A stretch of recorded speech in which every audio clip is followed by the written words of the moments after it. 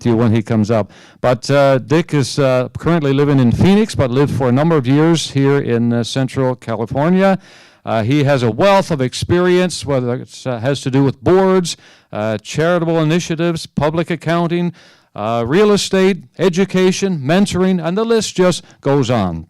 And we are privileged and thrilled today that we can have Dick with us, who is really, he and along with Holly has kind of put this together, spearheaded this day, and pulled together all the information, did some of the recruiting for the folk that are presenting. So would you join me in welcoming Mr. Dick Hagerty?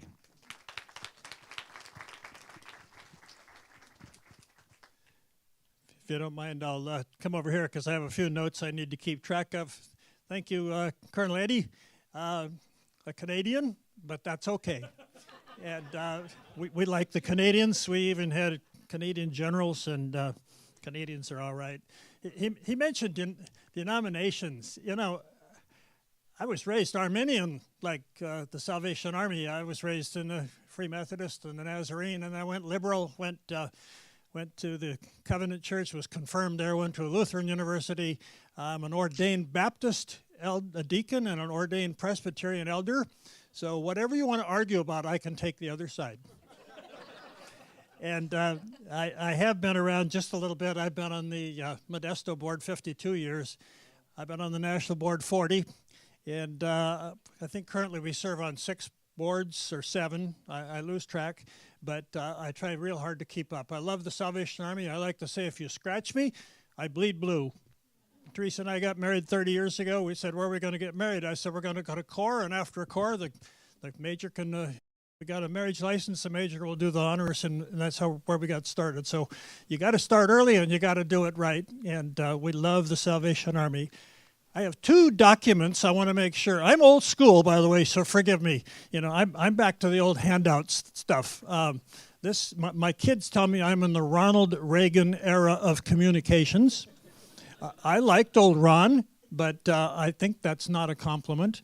But I do work with the written word. So if you did not get a copy of my booklet, an explanation of that, please raise your hand. We have some for you. So Mariana is going to pass you out some of those. Secondly, there is a 2-page, 3-page history.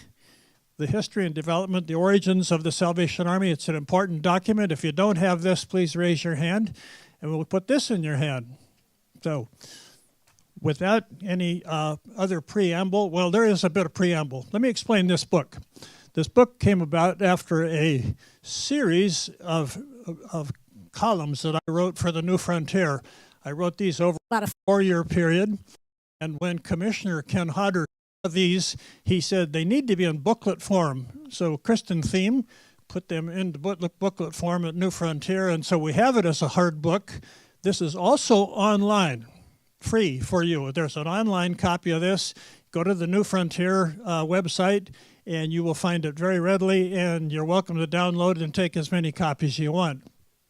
However, the good news, at least from my perspective, the good news is that I have undertaken to rewrite this book, and I recruited a retired commissioner, Commissioner Joe Nolan, who was the commissioner in the East. He was commissioner in the East when 9/11 hit. You want to hear a guy with stories, it's Joe Nolan.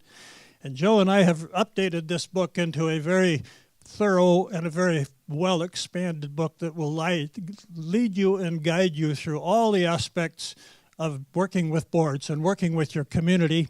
And we're working on getting that published. Commissioner Doug and I are going to have to talk at halftime because we're kind of stuck. We were going to get it published nationally, and now we're going to probably have to do it somewhere else. But we're going to publish it, and you will get a copy of that book when it's finished. And trust me, that book will be very comprehensive and very helpful for you. Just a few words on advisory boards. You will see, I'm not going to read the book, the story. You see it here, but you all know that in 1865, by the way, that's the year the Civil War started, too. You know that? What an irony that this great ministry started at the same time in England that we started tearing our country apart. And there's just, it seems to me that the Lord knew something about, well, of course the Lord knew, but the Lord anticipated this situation and would start in England to put this great organization together Eventually it came to America, whereas it exploded, as you well know. The first advisory organization, according to this excellent writing, was just 2 years later. 2 years later, in 1867, they started something called the East London Mission Council. And that was actually the first advisory organization, if you will. Today we've expanded advisory organizations into so many different aspects. I start kind of at the top, I guess, at the NAB, because that's where my experience is. We have other NAB members in the room as well. Joey, who will follow me, is an NAB member. Phil Cook's wife is a member of the NAB, and of course the commissioners and the colonels are members as well. And we meet 3 times a year, and we do some amazing stuff. We've been doing this since 1976, and I was recruited in 1984 to join the national board. I came on the board, and I looked around. Wow, powerful people. Huge people. I mean, today you've got people like Laura Bush and Marilyn Quayle, vice president's wife, and of course Jerry Jones is very prominent. He's out there, but we have bank presidents, high executives, really important people, and me. So I went to the colonel at the time, and I said, Colonel Ferez, I said, I'm looking at all these impressive people, and here I am. Explain that to me, and he says, Dick, we needed balance. There you have it. I'm the balance, I guess, to the board. But I do love the Army, and I do passionately follow in the footsteps of the great founder Booth to spread the word and to do what we can for the least of these. Isn't Matthew 25 what it's all about? This is what we're doing. So we started at the National Board, and then about 6 years ago, Commissioner Doug, who was Colonel Doug at the time, and Commissioner Hodder decided to start the Territorial Board. And today you have members of the Territorial Board with you, presenting for you this day of, hopefully, day of edification for you. 2 years later, I was approached by the head of the ARC command here in the West, and he said, Dick, I want to start a Territorial ARC command board. And I said, let's do it. So he and I set out, and now we have a Territorial Command ARC board. So this Territorial Board, which is the overview, and we have a focus Territorial Board for the ARCs. And then, of course, we have the local boards. And the local boards are where the real energy is expended. That's who makes things operate, and that's who you all are going to be working with. I'm looking across this spectrum, and you're all looking at me like, oh, man, what's with that? That board is going to become your best friend. And if it doesn't, something is wrong. You know, one time we had a fairly cocky guy that came as a new lieutenant to town, and he had a master's degree from Berkeley, and he was a good guy. But we sat down with him. I looked at him and I said, Lieutenant, I said, you just met the best thing that's ever going to happen to you, or your worst nightmare. You choose. And he turned out to be sensational, and it was just a really great relationship. But it was all about a relationship. It's all about communication, and that's where it starts, that's where it ends. And I start with that today, and by the end of the day, you're going to hear that over and over and over. Communication and excellence of integrity of what we're doing and relationships. I just love my relationships in the Army. We hurried over here so we could have dinner last night with some former officer friends, and this morning another officer tracked us down, and our house is just a revolving door of Army people coming and going. My wife is the consummate hostess. You'll hear from her this afternoon because she's going to talk about something else that the Army does. It's called Women's Auxiliaries. And we have Women's Auxiliaries that come alongside of us, and Teresa was a 2-year president in Modesto, and she's going to talk to you about that.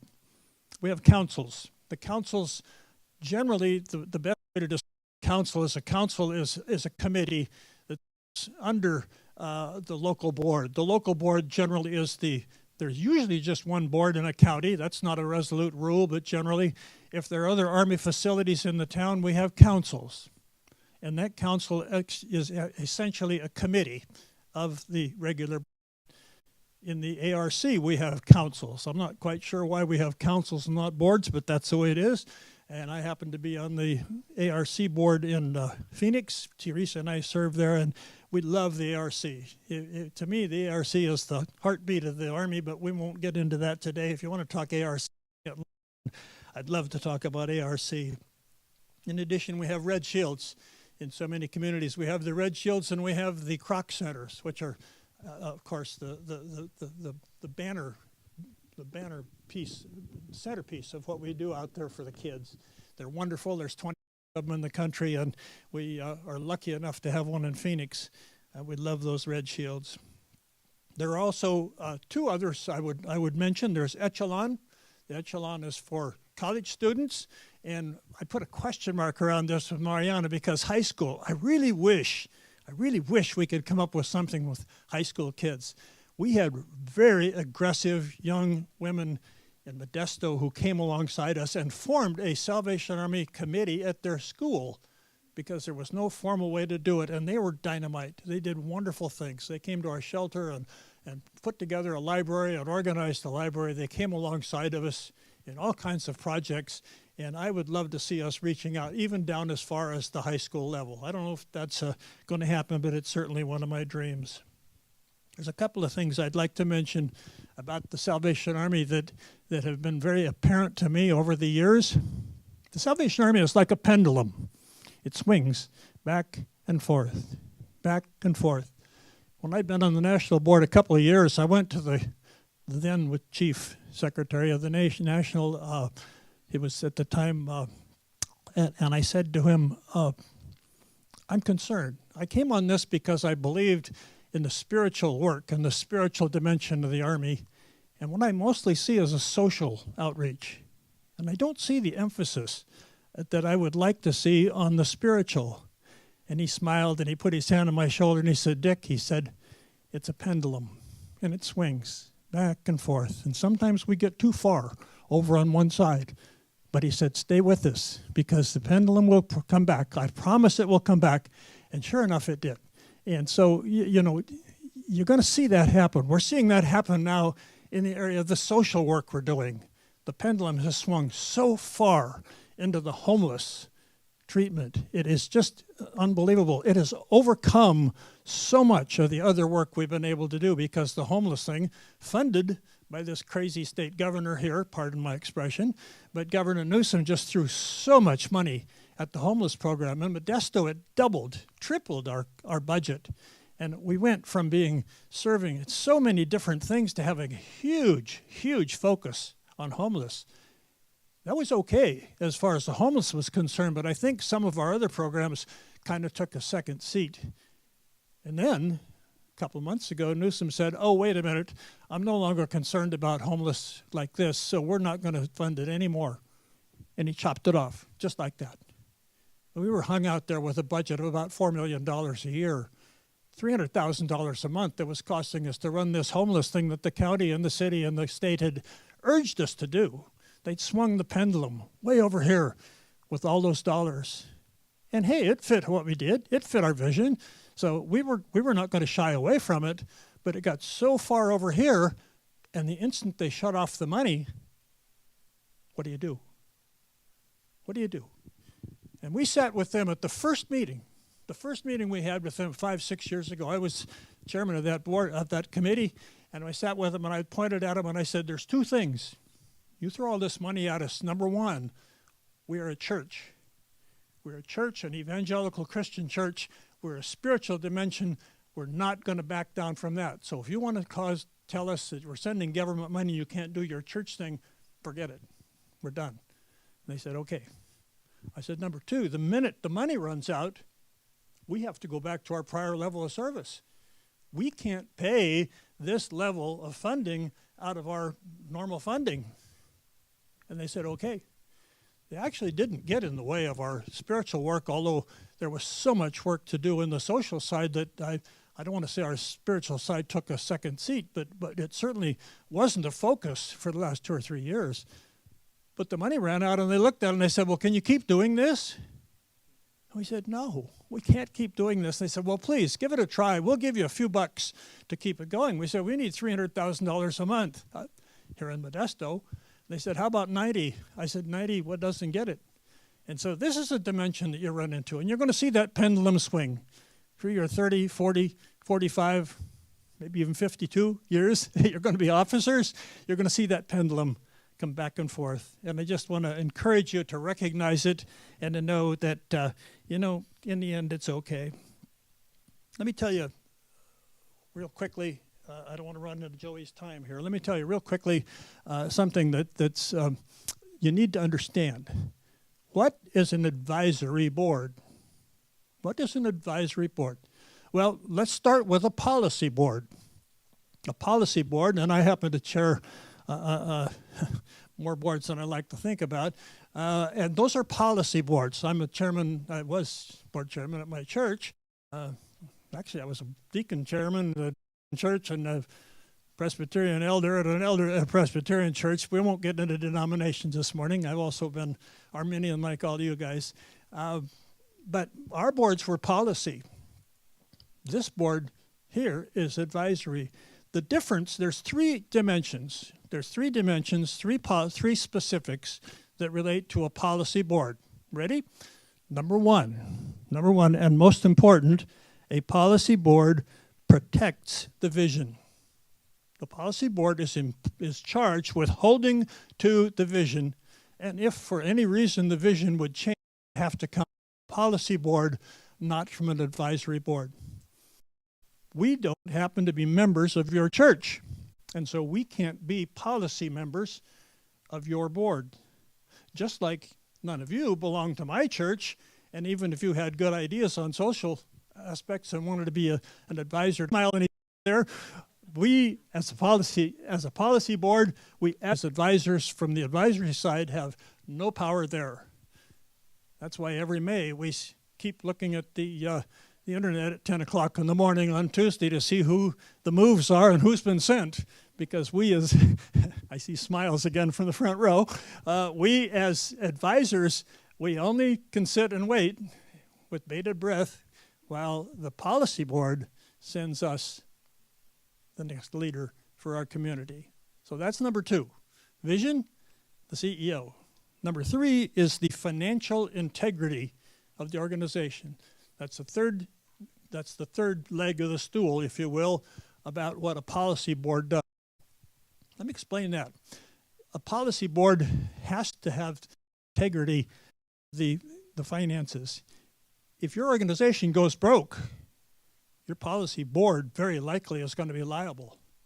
And I have seen situations in my hometown where the board of the YMCA spent an endowment and went broke, and they looked to that board to make up some deficit. That's a nice thing about being an advisory member, Joey. We don't have to make up the deficit. Well, that's not really true. If we go in, now the commissioner's smiling. If we get into deficit, the commissioner's going to call us and say, hey, you know, you guys are broke. What are you going to do to fix it? Now, legally, the right answer is, Doug, that's your problem. That's legally. But reality, the problem is it's, and the financial integrity becomes just as much a part of our advisory board as it does, not legally, but every other way becomes just as much a part of our advisory board as it does for you, the policy folks. Let me tell you something. If there's a financial crunch, and we've had a few, 52 years in Modesto, if there's a financial crunch in the Salvation Army, who do you think the local newspaper calls? You think they call the major? They call Dick Hagerty, because people know Dick Hagerty's been on that board for 30, 40, 50 years, and he's going to know the reason. When we had a crunch time many years ago at our Red Shield, we made the front page of the paper because the colonel came down from San Francisco and shut us down temporarily because we were broke. But they looked to the board to fix it, and indeed the board stepped up and did fix it. Legally, we didn't have that obligation. Morally and righteously, we absolutely had that obligation. So those are the distinctives. Those are the distinctives, if you will, between a policy board and an advisory board. But I'm going to use the words of the great Andy Miller. Andy Miller was a national commander. He was from Brooklyn. He was about that tall, and he was just a fabulous communicator. He was named one of the greatest communicators of all time ever, not just in the Army, but ever. But I'm going to have to put the mic down to do this, but Andy used to put his hands together. And he said, when we do it like this, we take the advisory and we take the policy. He also took another one. He said, we take our spiritual ministry and we take our social ministry and we put them together. If we do it right, no one can tell where one leaves off and the other starts. And no one can pull them apart. And I'm going to tell you, in the words of Andy Miller, that's what I will preach and teach and tell you all day long. If we do it right, nobody's going to be able to tell the difference between the board and staff, because we're all in it together. We are all a part of this great army. And it's all about communication. It's all about friends. It's all about doing the right thing. It's all about Matthew 25, doing for the least of these and doing for others. And having said the least of these, I don't mean to cast aspersions, but I'm going to turn it over to our chairman. Joey Zumaya is a dear friend, and his lovely wife, Mariana, is our coordinator for the board, and it's just been a delight to work with Joey. So, Joey, you're up. Thank you, sir. Give him a round of applause. Thank you, Dick. Me and Dick give each other a hard time, but all joking aside, if you have an opportunity to corner him and pick his brain on not only boards and working with board members as an officer, but the Salvation Army in general, you're lucky. He's a very generous man, and I would argue that the Salvation Army owes Dick a debt of gratitude, and his wife as well, for the countless impact that he's had in the Army. So thank you so much for your commentary. Good morning.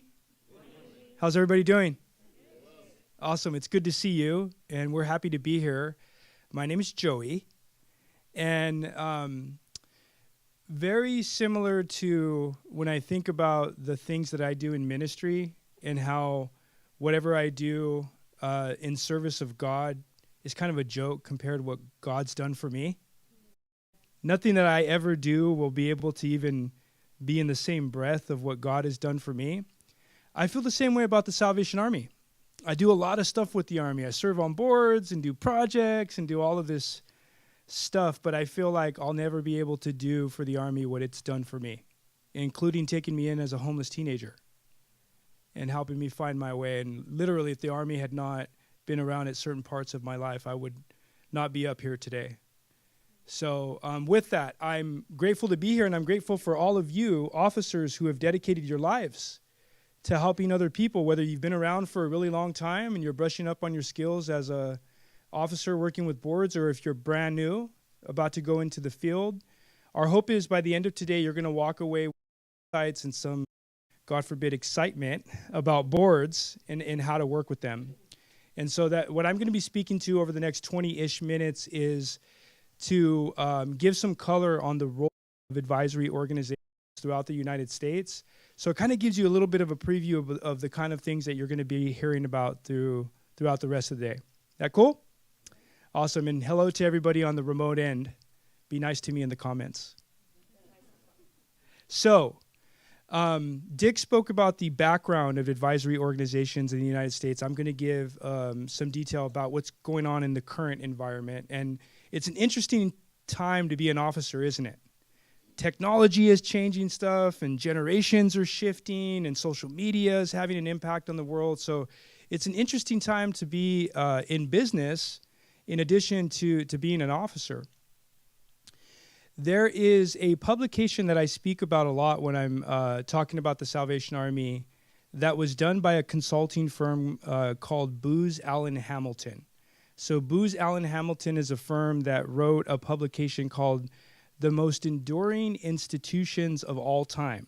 So they did a study, and they were looking at the institutions that have been around for a really long time, and who were they, and why have they been around for so long, and how have they been able to pass the hardest test that an institution will ever pass, which I argue is the test of time. It's hard to remain relevant across multiple generations and through different world events. So this study was taking a look at that. Said, what are the most enduring institutions of all time? So 4 of them were the American Constitution, the Olympic Games, the Rolling Stones, and the Salvation Army. The Salvation Army was on this study of the world's most enduring institutions. And I would argue the reason the Salvation Army is around for over 100 years and still remains relevant today is two different reasons.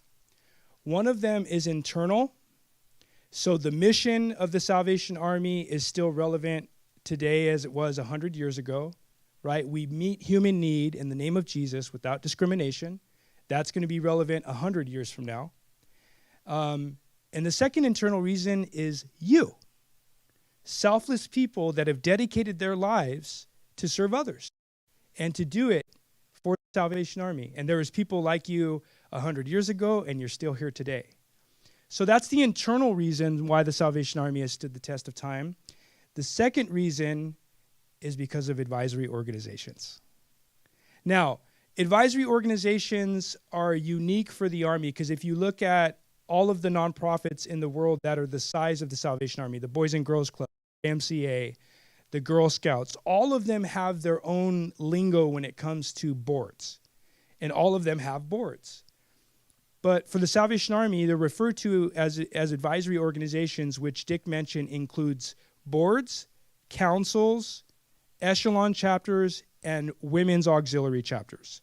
So when we say advisory organization, we don't just mean boards. It's any one of those four groups.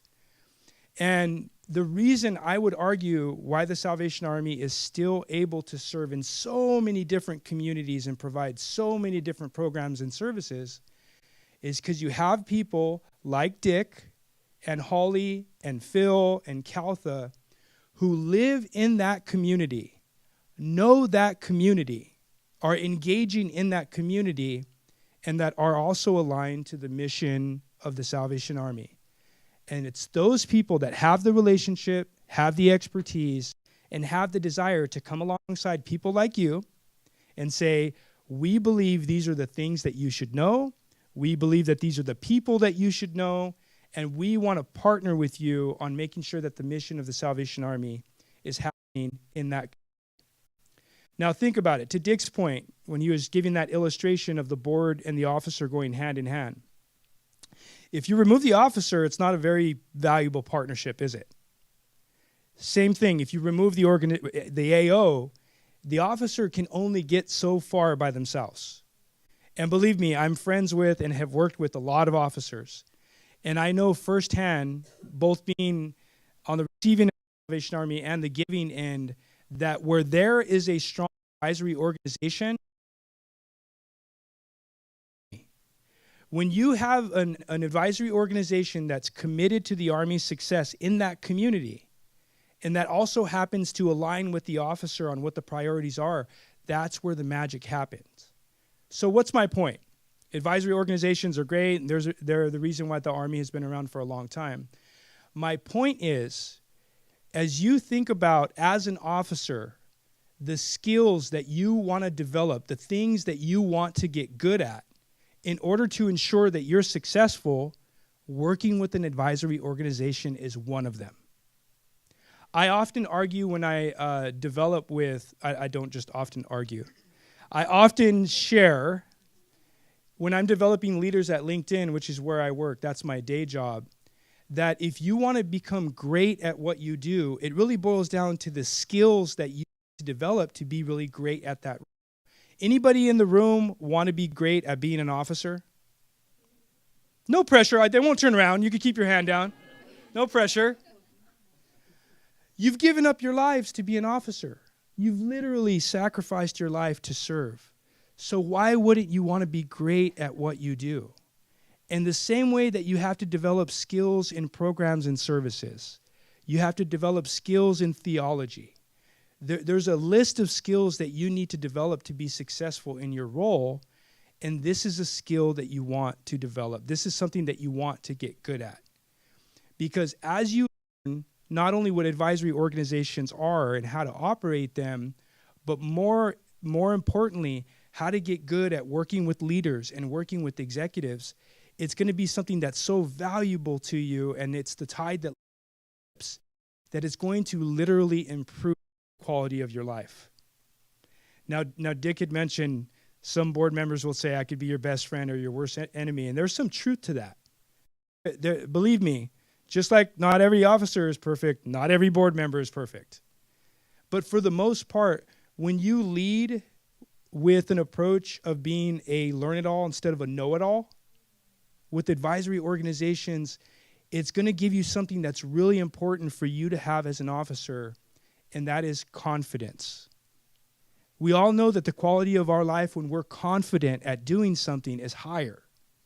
And the other thing is, as you're moved, because that's a reality of being an officer, right? You never know where you're going to be moved, or you never know how long you're going to be somewhere.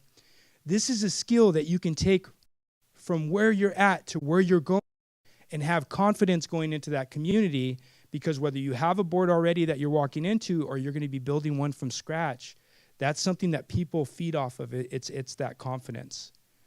And so a little more color about advisory organizations within the United States, because I think this is some really fascinating data and some insights that very few people know. And the reason why that is because it wasn't until recently that at the national and the territorial level that we started to really take a look at advisory organizations throughout the United States.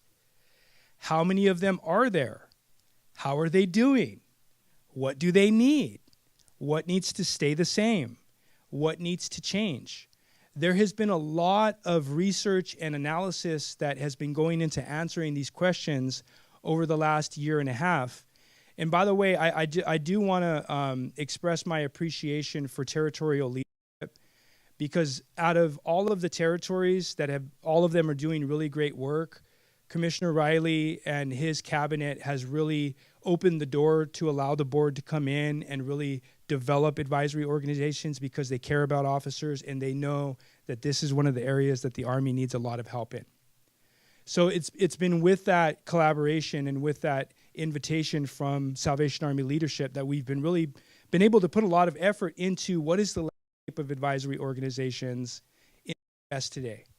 And how do we need to partner with the Salvation Army to get officers feeling really good and confident about working with an advisory organization? So a little bit of background, and then that's going to kind of tail into setting the table for everything else that we're going to be covering today. There is, according to collective data, and remember, when we say data, a little bit of background on where this data comes. In the Salvation Army with advisory organizations, there's two ways that we collect data.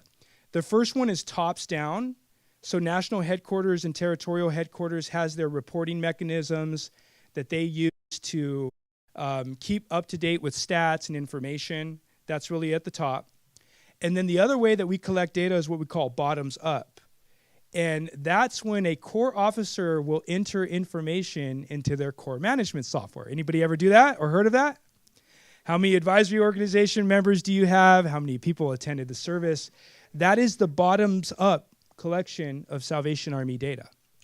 And so we've been spending the last year and a half at a bunch of different levels with the Salvation Army commingling that data to really determine and establish what is the community of advisory organizations, the Salvation Army in the United States, going through right now, and what does it look like, so it can inform the strategy going forward. So those of you who are officers that are taking leadership development classes, write this thing down that I'm about to say, because this is going to be really helpful for you in your ministry. Everybody ready to write this down? So this is a quote about strategy. It's really simple, but it's really helpful. Before you figure out where you're going and how you're going to get there, you need to understand where you're at. Before you figure out where you're going and how you're going to get there, you need to figure out where you're at. So all of you who are building boards, all of you who are writing strategic planning, you can get caught up really quickly with goals and priorities, and we're going to do this and we're going to do that. But if you don't understand where you're already at, you're not going to get very far. So you should always put more emphasis and more time figuring where you're at so that you could determine where you're going to go and how you're going to get there. And that's what we've been spending our time doing. So here's the latest data or insights about advisory organizations for the Army in the United States. Out of the 2,500-ish ish, because we're not that precise yet, commands Salvation Army in the United States, which includes things like service extensions. Out of the 2,500 commands that should or could have an AO, Council, Echelon, Chapter, does anybody want to guess how many there actually are in the United States today? You don't get penalized, and I'll buy you Starbucks if you get close. Any volunteers? Out of the 2,500 commands that should or could have an AO, how many exist according to the data? David? 323. That was very specific. I love it. I love the assertiveness there. Okay, 323 you said? Yeah. Any other guesses? Who said 1,100? Nice. Good to see you, sir. 1,100. Okay, so we have 1,100, 323. One more guess. 500. There's a little bit under 700. According to Salvation Army data, with the understanding that each territory reports a little bit differently, right? There's about 700. Now you would think that seemed like a great number. Seems like a C- out of 2,500 that we should or could have. It depends on how you look at it. On one hand, you could argue we need 1,000 more, which is probably true, right? You could do more. You could have more. On the other hand, when you look at the other nonprofits who are the size and the scale of the Salvation Army, people who have a federated model and a national footprint, we're actually at the top of the list for how many we have versus how many we should have.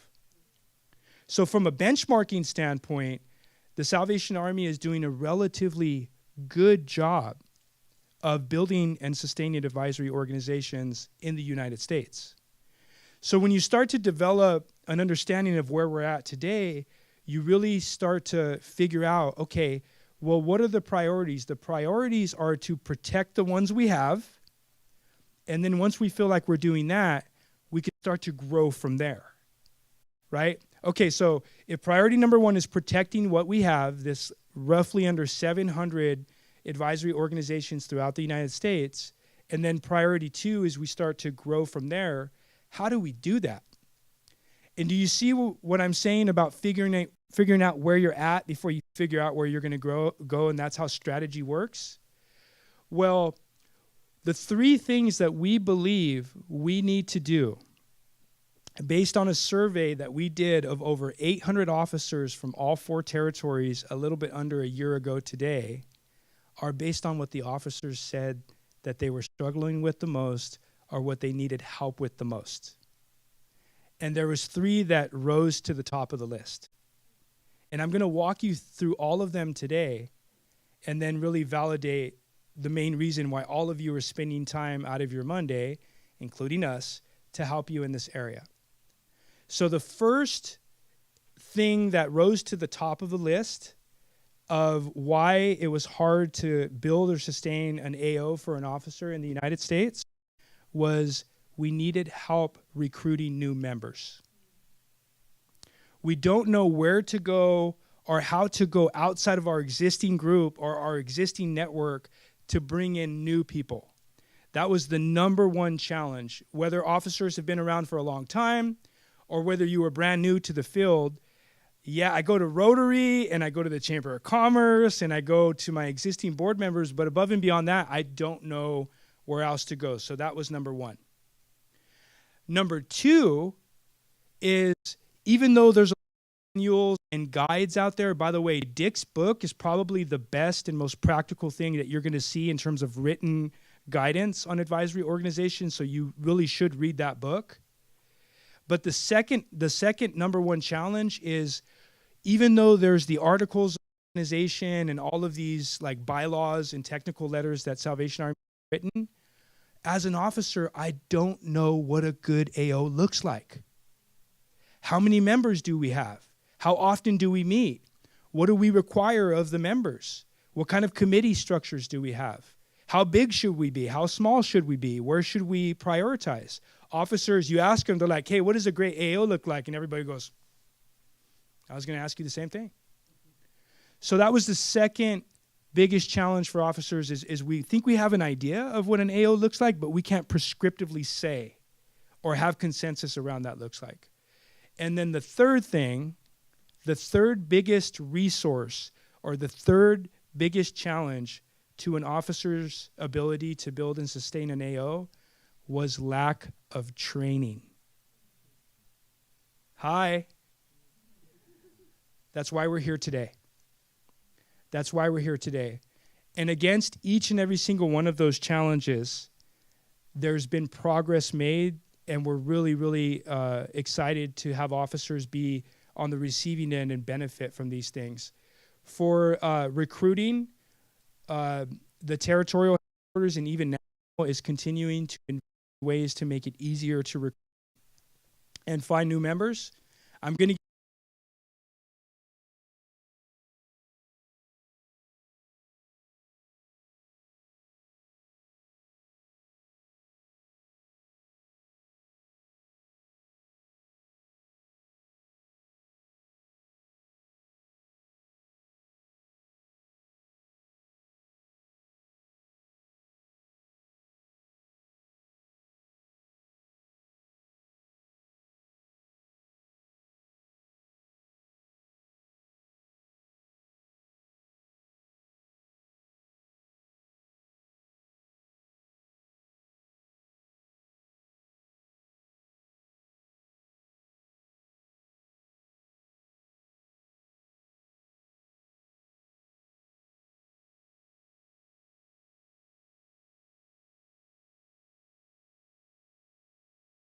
away with a sense of confidence and a sense of on, okay, I'm going through training school, I got my theology down, I have 15 polyester suits, and now the only thing I need left is to get confident at building an advisory organization. We want you to go into the field excited. We want you to go into the field competent and confident at how to do this, while also understanding that it's not easy to, if you're like a lot of officers and you don't have a master's degree or you've never been around a lot of leaders, it's intimidating. One thing I love to share about my background is I have no college degree. All of you who are going to get an associate's degree from training school are going to be more educated than me. So I know what it's like to walk into a room and feel intimidated that you don't have the same pedigree or education as someone. And these are the kinds of trainings that it's really important to engage in and to understand, because it gives you that confidence. Okay, so I'm going to take a sidetrack, detour, and give you quick, 3 quick recruiting tools for advisory organizations. You should write these down. Usually I charge for these. And then I'm going to bring it back, and then we're going to take a break, and we're going to go into the rest of the day, okay? All right, so what are 3 effective, easy ways when you go into a community to recruit new advisory organization members? Number 1 is go research any of the local business publications and look for these different community lists that these business publications put out every year, like 40 under 40, or top Latino business executive of the year, or the top women in business. Most communities, especially at a county level, have business publications that give people awards every single year.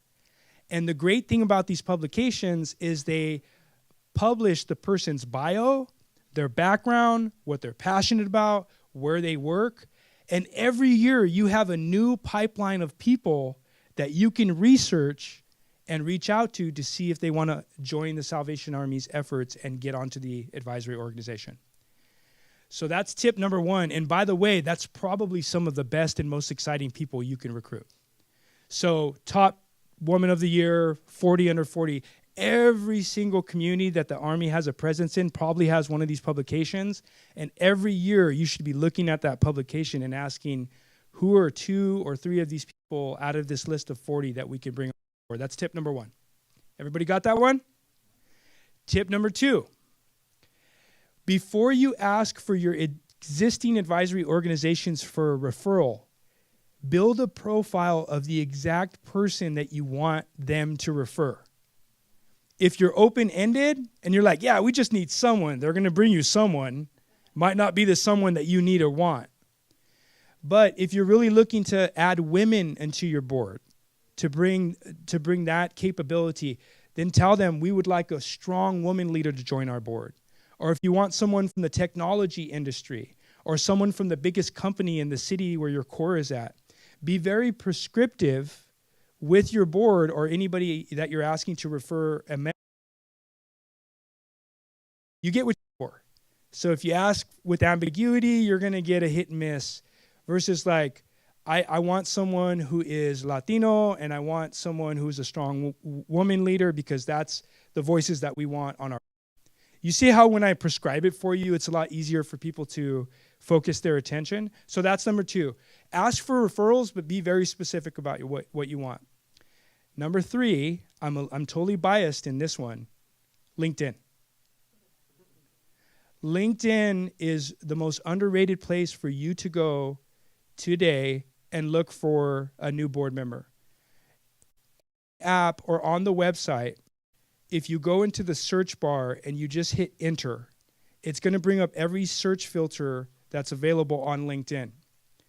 And one of the search filters that you can choose, because we give everybody who has a LinkedIn profile the ability to check one of 2 boxes, if not both, that says, as a professional, I am interested in either being a nonprofit volunteer or a nonprofit board member. And when you apply all of your search filters, you could do it by city, by company, you could do it by all kinds of different things. 2 of those search filters that you can choose are I'm willing to be a board member, literally giving you permission for someone to reach out and say, hey, my name's Joey. I live in Santa Barbara. I noticed that you said you were open to being a nonprofit board member. We help a lot of homeless people in our city. We give out food boxes. I was really impressed by your profile and would love to have a coffee with you to show you what we're doing in the community and to see if you would want to be a part of that. Right? Took me 15 seconds to give that pitch. So those are 3 ways that if you got launched to a core tomorrow, I know you're going in June, but if you were launched into a core tomorrow, 3 things that you can do that are 2 things that the Army loves, easy and free. Those are going to be things that the Army, come right in, have a seat, join us. Easy and free. And I'm going to bring it back to the topic at hand and then really set the tone of what we're going to talk about for the rest of the day. In my journey with the Salvation Army, which is going on 10 years now, 10 years since I've joined a local board, some of the most profound inflection points of my life were because of officers that I met along the way. Friends that I've made, right? People that have spoken to my life and have ministered to me, inspired me, encouraged me to keep pressing. I see some officers keep pressing through their situations, and if they can do it, I can do it. And the others have been board members. I've met some of the most fascinating, brilliant, selfless, committed people. One of them you're going to meet today, in addition to all of the other territorial advisory board members who are amazing. Gaddy Vasquez, Ambassador Gaddy Vasquez, is a person that you're going to hear from a little bit later today. He's had a big impact on my life as a Latino leader and has made it literally to the top ranks of everything that he's ever done. But what is my point in saying this? That both officers and board members alike have inspired and encouraged me. You have a unique opportunity that very few professionals and nonprofit leaders in the world have. And that's once you become good, if not great, at building and working within advisory organizations, as Dick mentioned, you have a chance to make us your friend. Someone who's going to be next to you on your worst day. Someone who's going to be able to make introductions for you when you need them. Someone who's going to make fundraising easier. Someone who's going to make serving easier. And someone who's going to make your life easier. And I think as board members, the reason why we give our time, because we're busy too, is because we want to see people like you who have given their lives to service be successful. We want to see you encouraged. We want to see you persevere. So if you don't leave with anything else today, if nothing that Dick and I said sticks, and you only leave with one thing, leave with understanding the importance of getting good at building and sustaining advisory organizations, because it's going to be something that you're going to need from a practical perspective, but we think is going to have a big impact on the quality of your life as officers, and we want that impact to happen in a really good way, okay? All right, so thank you, everyone, for this morning session. We hope that it was a good start, and we look forward to the rest of the sessions throughout the rest of the day. Thank you so much. Thanks, Joey. That was really good. And first of all, you did all that without notes. I know. I just want to touch you. Were you kind of impressed by that? Just like a... Anyway, so my husband and I pastored a church called Oasis Church in Los Angeles for 35 years. And the thing I didn't learn when I got a master's degree was how to actually build the board. And the thing I had to do as a pastor was actually work with the board. And so what we're hoping is that, because when you went into ministry, you said yes to the Salvation Army, you said yes to Jesus. It wasn't to go, oh, I can't wait to work with the board. No, it was, I can't wait to reach people, right? You were probably inspired and helped and touched by the Salvation Army. And so that's why you're doing this, right? That's why I signed up to lead a church, is because I wanted to reach people for Jesus, people who were far from God, and lead them to encounter Jesus. And so that's the heart of why we're doing what we're doing. But some of the tools you're going to need along the way are the stuff that we're giving today. And it might seem like, oh, I can't believe, you probably, when you walked in here, go, I can't believe I have to be in this. Like, it just sounds so boring. And maybe some of it will be, but sometimes life just is a little bit, right? But I'm just suggesting that some of the tools that have already been offered and what you're going to hear today will actually be the tools that will help you. One of the things that was the greatest strength for us in our ministry was the people that we learned from, the people in our community, the people like, actually, I appreciated that you said the best tool is actually open some documents leading in your community, because those are the people who are touching areas of the city you won't.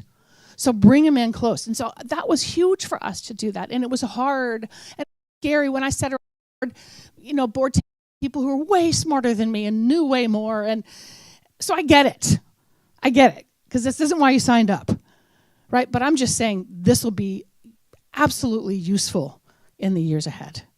So I'm excited all that you're going to learn today. It'll feel a little bit like drinking from a fire hydrant.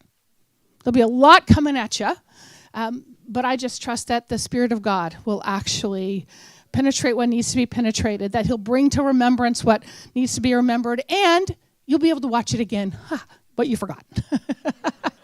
Because they're recorded. Now we're going to have a refreshment break, a 15-minute refreshment break. You need to be back in your seats by 10:15. But you can head to the breezeway, wherever that is. That way. Have a great snack, and we'll see you